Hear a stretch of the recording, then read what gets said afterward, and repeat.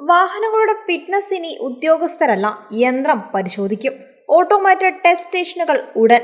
വാഹനങ്ങളുടെ ഫിറ്റ്നസ് പരിശോധനയ്ക്ക് സംസ്ഥാനത്ത് 28 ഓട്ടോമാറ്റഡ് ടെസ്റ്റ് സ്റ്റേഷനുകൾ ഉടൻ വരുന്നു.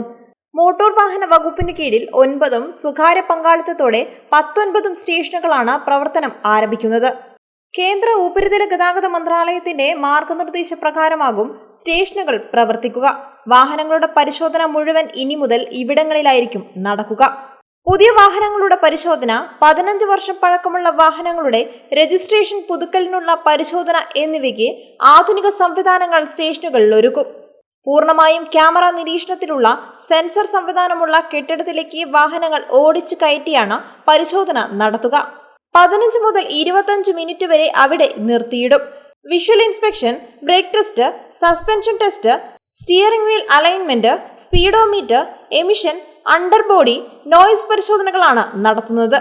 റോഡ് ഫിറ്റ്നസ്, സുരക്ഷ, പുക ഉൾപ്പെടെ 6 ഘട്ടങ്ങളിലും തൃപ്തികരമെന്ന് കണ്ടെത്തുന്ന വാഹനങ്ങൾക്ക് ഫിറ്റ്നസ് സർട്ടിഫിക്കറ്റ് നൽകും. ഹൈ റെസല്യൂഷൻ ക്യാമറകൾ, വാഹന ഡാറ്റാബേസിൽ ബന്ധപ്പെടുത്തിയുള്ള central data sensor, automated report general സംവിധാനം എന്നിവ സജ്ജമാക്കും. പരിശോധനാ ഫലം വാഹന ഉടമകൾക്ക് ഫോണിൽ സന്ദേശമായി ലഭിക്കും. പരിശോധനയിൽ കണ്ടെത്തിയ പ്രധാന ന്യൂനതകളും ഇത്തരത്തിൽ അറിയാൻ സാധിക്കും.